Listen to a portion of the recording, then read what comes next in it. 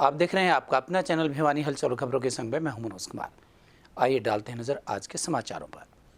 भिवानी के कृषि विज्ञान केंद्र में बने किसान क्लब को सक्रिय करने के लिए एक विशेष बैठक का आयोजन किया गया। इस बारे में डीडीए आत्माराम गोदारा ने बताया कि भिवानी किसान क्लब को एक्टिव करने के लिए एक बैठक बुलाई गई है ताकि सभी किसानों तक प्रत्येक लाभकारी जानकारी को पहुंचाया जा सके। इस बैठक का मुख्य उद्देश्य रहा कि किसान क्लब के प्रत्येक मेंबर को सक्रिय किया जाए ताकि वो अन्य किसानों तक जाकर किसान क्लब का कार्य कर सकें। किसान क्लब का कार्य किसानों को जागरूक करना, फसलों के बारे में पूरी जानकारी देना है।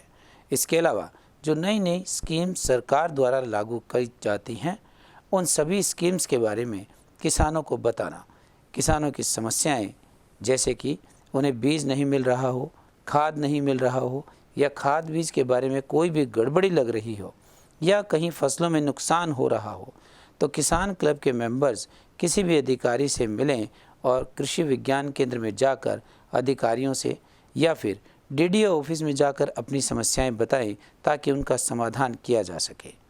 इसी तरह से इस कड़ी में हर महीने एक दिन ऐसा फिक्स भी किया जाएगा कि किसान क्लब के सभी मेंबर्स वहां पर पहुंचें और एक बैठक करें जिसमें किसानों के बारे में फीडबैक भी लिया जाए।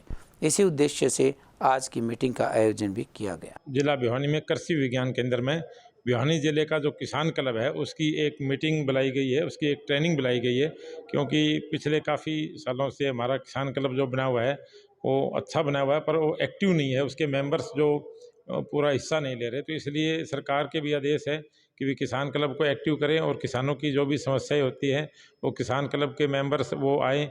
तो मैं चाहता हूं कि हमने किसान क्लब की एक मीटिंग बुलाई है। इस मीटिंग में हमारा मुख्य उद्देश्य ये है कि हर एक किसान क्लब का मेंबर है वो एक्टिव हो, सक्रिय हो और किसानों तक जाए, ताकि क्या है किसान क्लब का भी काम यही है जैसे हमारा विभाग कर रहा है, किसानों को क्या क्या समस्याएं आ रही है, कहीं बीज नहीं मिल रहा या कहीं खाद नहीं मिल रही या कहीं खाद बीज में उनको गड़बड़ लग रही है या कहीं फसलों में कोई नुकसान हो रहा है, जिस भी टाइप को किसान को जो भी समस्या आ रही है वो समस्या किसान क्लब के मेंबर आए और डिपार्टमेंट के किसी भी अधिकारी, चाहे एडीओ हो, चाहे ब्लॉक अफसर हो, चाहे एसडीओ हो, चाहे डीडी ऑफिस है, हमारा कृषि विज्ञान केंद्र भी है, यहाँ आके किसान की समस्या बताएं और उस किसान की समस्या का हल किया जाए। और आज से मैं ये एक करने जा रहा हूँ कि हर महीने एक ऐसा दिन फिक्स करेंगे जिसमें किसान क्लब के सभी मेंबर्स और प्रधान की इनकी एक मीटिंग बुलाई जाएगी और इनसे किसानों के बारे में फीडबैक लिया जाएगा कि किसानों को किस क्षेत्र में बुआई में, कहीं कोई बिजाई में, कहीं कटाई में, कहीं कोई बीज में, कहीं कोई खाद में, कहीं कोई फसल में रोग या बीमारी लग रही है, उस बारे में मतलब एरिया का जो भी समस्या है किसानों की वो हमें पता लगे किसान क्लब के थ्रू और हम उनका समय पर समाधान कर सकें। कमियों के कारण ये पिछले कुछ समय से इतना सक्रिय नहीं है, तो आज हमारे माननीय डायरेक्टर साहब ने ऊपर से कहा कि भी इसको फिर से सक्रिय करो ताकि कृषि विकास अधिकारी और किसानों के बीच में एक कड़ी जुड़े। और आज ये देखने वाली बात है कि आज जो ज़माना आ गया वो टेक्नोलॉजी का ज़माना है। जब तक आप अधिकारियों के साथ नहीं जुड़ोगे किसान, तब तक किसान को आगे बढ़ाने में बहुत मदद नहीं मिल पाएगी। तो हम ये चाहते हैं कि भी कृषि विकास अधिकारी और किसान एकजुट होकर के एक गाड़ी के दो पहिए बन के आगे बढ़ाएं और किसान क्लब को सक्रिय करें ताकि सरकार की जो भी स्कीमें आए वो हमें आसानी से उपलब्ध हो, उसके हर आदमी तक उसके में पहुंच सकें। और हमारी आज भी वैसे हम ये कहते हैं कि हमारे जो डीडीए साहब भिवानी से आत्माराम गोदारा हैं वो इस बारे में ज़मीन से जुड़े हुए हैं और काफ़ी हमें इस बारे में मतलब जो भी कृषि संबंधी बातें होती हैं उसमें काफ़ी हमारे मदद करते हैं। और जो हमारे ब्लॉक के एडीओ वगैरह से हैं वो भी हमें इस बारे में काफ़ी समय समय पर पहुंच के खेती के बारे में, चाहे वो कॉटन हो चाहे वो 25 फरवरी को मुख्यमंत्री गृह जिले में होने वाले प्रदर्शन को लेकर कर्मचारियों ने चेतावनी दी है।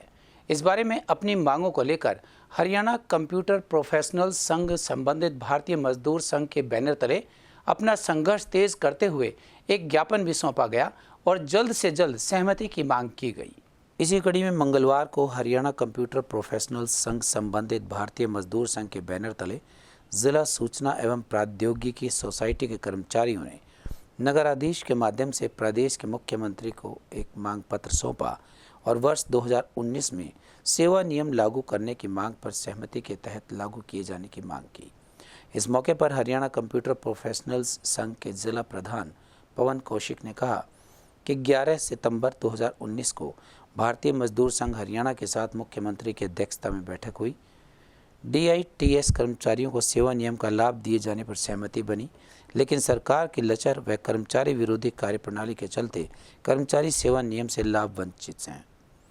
इसके अलावा 12 सितंबर 2022 को मुख्यमंत्री की अध्यक्षता में हरियाणा सिविल सचिवालय में हुई भारतीय मजदूर संघ हरियाणा के प्रतिनिधिमंडल की बैठक में DITS कर्मचारियों की मांगों पर विचार करते हुए सेवा नियम में संशोधन किए जाने व हरियाणा कौशल रोजगार निगम से बाहर रखने की मांग रखी गई थी, जिस पर भी आज तक कोई फैसला नहीं लिया गया, जिसके चलते DITS कर्मचारियों में भारी रोष व्याप्त है।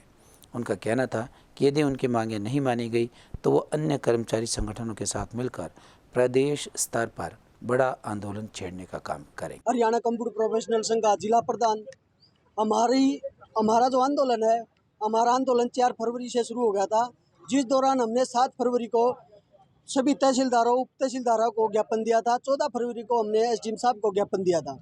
आज हमारा ज्ञापन माननीय मुख्यमंत्री हरियाणा सरकार को है, जो उपायुक्त महोदय के माध्यम से जाना है। इसमें हमारे जो 2019 को हमारे बायलॉज जारी किए गए थे वो अभी तक लागू नहीं किए गए हैं, और जिस बारे माननीय मुख्यमंत्री साहब ने यह भी बोल दिया था कि भी आज इनके बायलॉज शाम तक जारी हो जाएंगे। उसकी हमारे पास एक YouTube वीडियो भी है, जो लंबे करीब 4 साल बीत जाने के बाद अभी तक हमारे वो बायलॉज लागू नहीं हुए।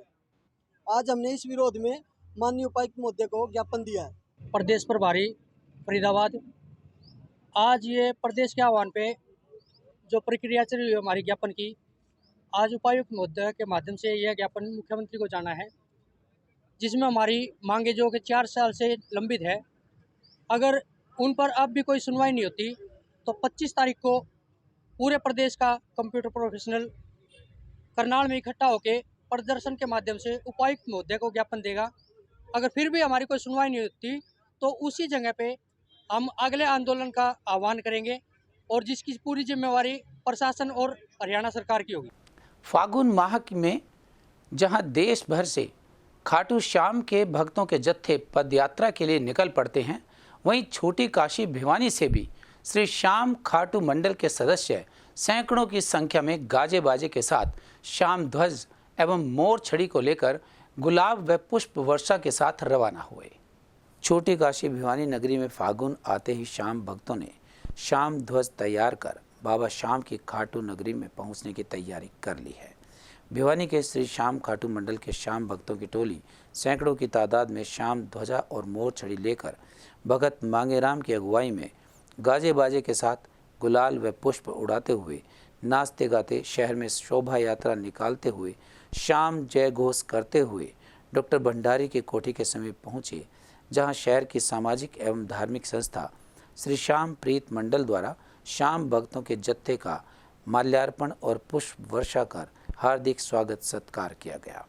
इस अवसर पर मास्टर अश्विनी कुमार ने बताया कि पूरे भारतवर्ष से फागुन मेले में श्याम भक्तों की टोलियां श्याम ध्वज लेकर 10 से 15 दिनों तक पदयात्रा कर राजस्थान में रिंगस से लगभग 16 किलोमीटर दूर खाटू नगरी में फागुन माह की 11 को पहुंचते हैं और श्याम ध्वज मंदिर में चढ़ाकर पूजा अर्चना कर देश एवं समाज में अमन शांति हेतु प्रार्थना करते हैं। भिवानी शहर ही नहीं, देश विदेशों से हर साल फागुन माह के अंदर बाबा श्याम के भगत हजारों की तादाद में श्याम ध्वजा लेकर के अपने अपने गंतव्य स्थान से खाटू धाम पहुंचते हैं पदयात्रा करते हुए। तकरीबन 15 से 20 दिन तक ये लोग पदयात्रा करते हैं। जगह जगह इनके ठहरने की व्यवस्था की जाती है, इंतजाम किया जाता है। इसी श्रृंखला में आज भिवानी का एक श्याम भक्तों का जत्था सैकड़ों की तादाद में श्याम ध्वज हाथ में लेकर के श्याम नाम के जयकारे लेता हुआ अपने दिनों के चौकी के नज़दीक श्याम मंडल भिवानी के कार्यालय। पिछले 15 वर्षों से खाटू जाने वाले यात्रियों का स्वागत श्री श्याम प्रीत मंडल द्वारा विनोद गेट पुलिस चौकी के पास किया जाता है, और यहाँ खूब रंग ढंग से खूब बाजे गाजे से उनकी आरती की जाती है, और बाबा के खूब जयकारे लगा के उनको आगे जाने के लिए हम उनका स्वागत करते हैं। हमारी श्री श्याम खाटू मंडल भिवानी की 31वीं पद यात्रा भिवानी से चल के एक सप्ताह में खाटू धाम पहुंचेगी और 400 से 500 के बीच में माताएं बहनें भाई लोग सब मिलके जा रहे हैं। बड़े प्रेम से बाबा का गुणगान करते जाएंगे और 4 दिन का वहाँ भंडारा रहेगा। कोई भी कितना भी यात्री आओ, आधी रात को भी आके तो गरम गरम भोजन प्रसाद उसको मिलेगा। कोई किसी किस्म की असुविधा नहीं होगी।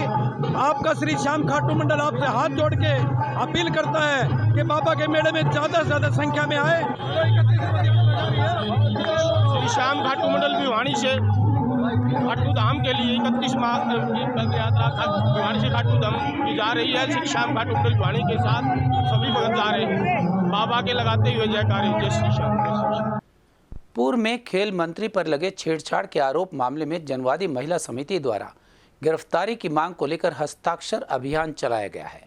इस बारे में प्रदेश भर से करीबन 50,000 हस्ताक्षर करवाकर निष्पक्ष जांच की मांग के लिए राष्ट्रपति के नाम ज्ञापन सौंपा जाएगा। इस मौके पर जनवादी महिला समिति के जिला प्रधान ने कहा कि होनहार बेटियों के साथ इस तरह की शर्मनाक हरकतें होंगी तो महिला समिति चुप बैठने वाली नहीं है। उन्होंने बताया कि इस मामले को लेकर 15 फरवरी से शिक्षण संस्थानों, चौक चौराहों पर हस्ताक्षर अभियान चलाया गया है।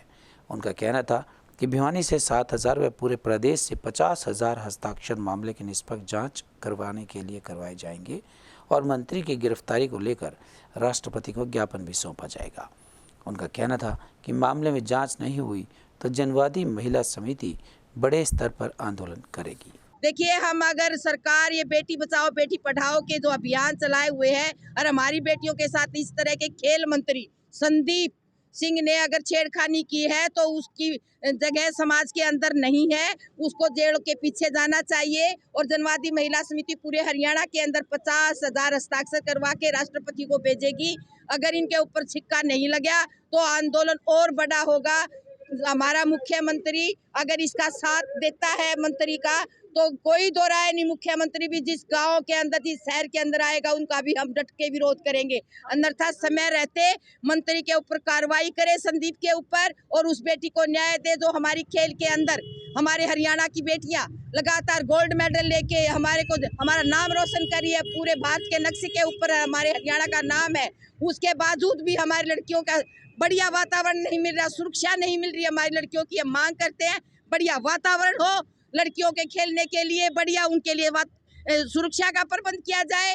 ये छेड़खानी अगर करते हैं, कोई भी अनाप शनाप समाज के अंदर इस तरह की बेटियों के साथ करेगा बकवास तो हम जनवादी महिला समिति मुंह तोड़ के जवाब देगी। हम बताना चाहते हैं यहाँ पर नगर के कृषि विज्ञान केंद्र के सभागार में अनुसूचित जाति व जनजाति किसानों को दूध एवं दूध उत्पादकों के लिए प्रशिक्षण दिया जा रहा है।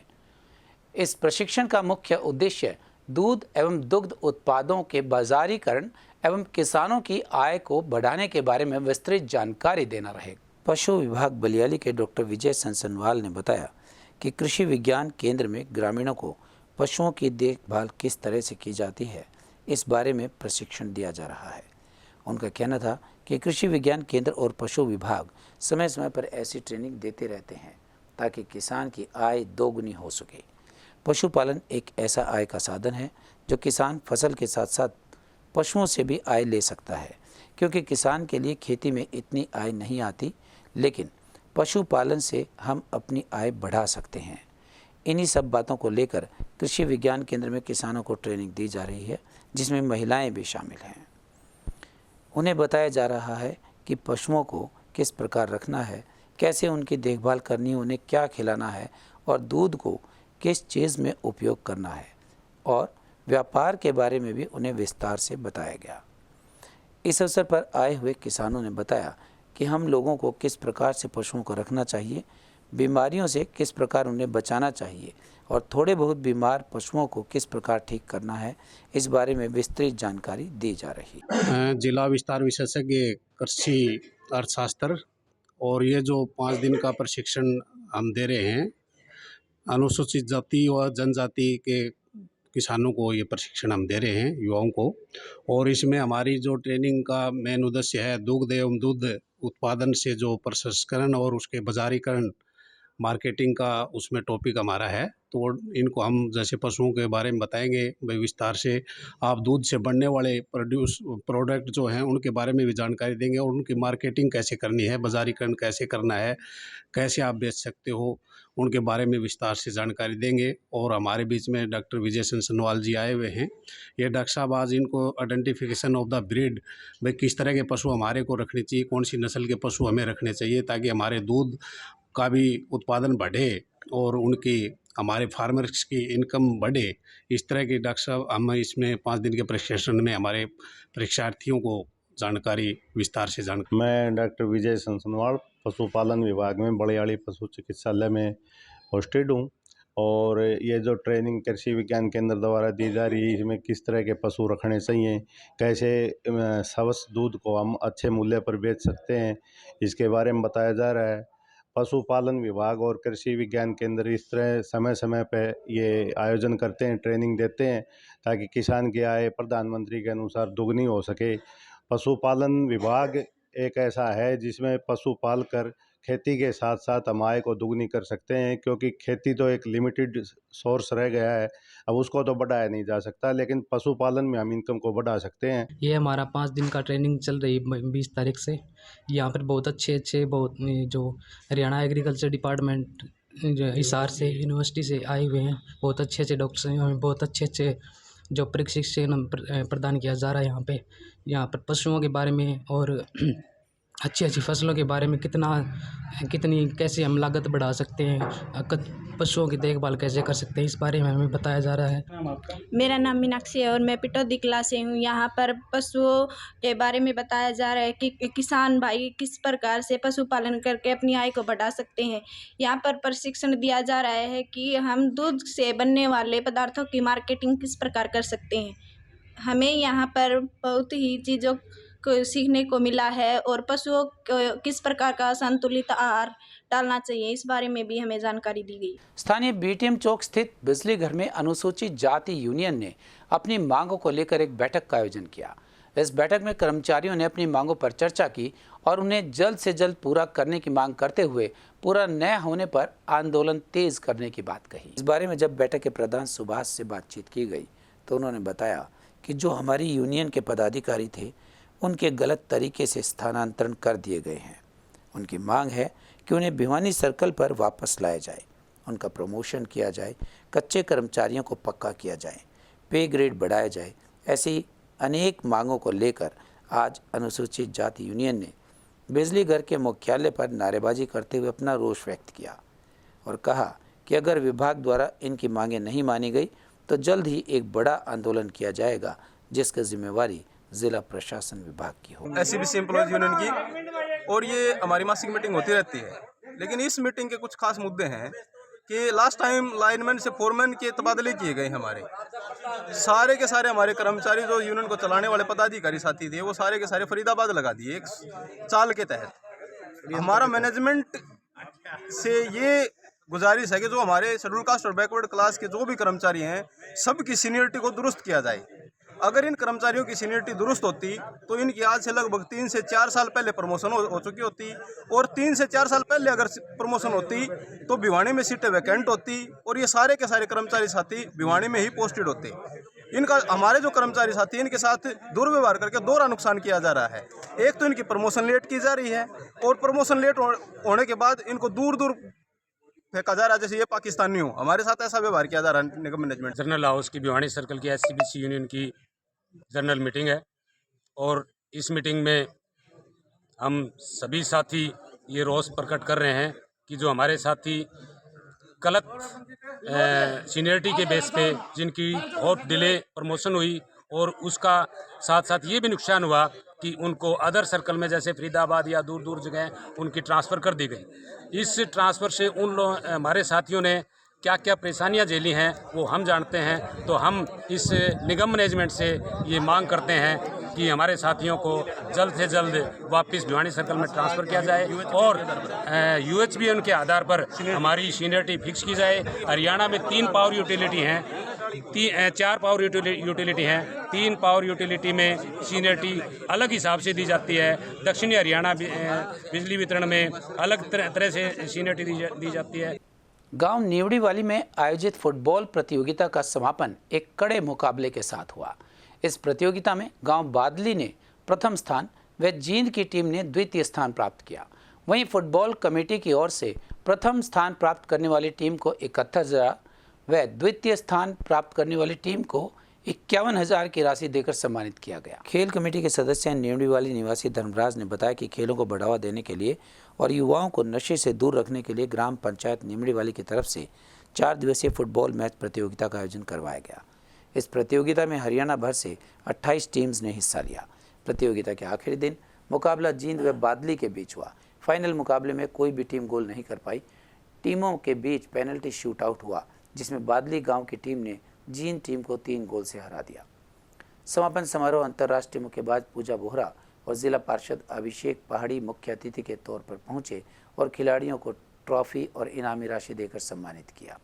हमारे इस अंक में बस इतना ही। अगले अंक के लिए देखते रहिएगा आपका अपना चैनल भिवानी हलचल।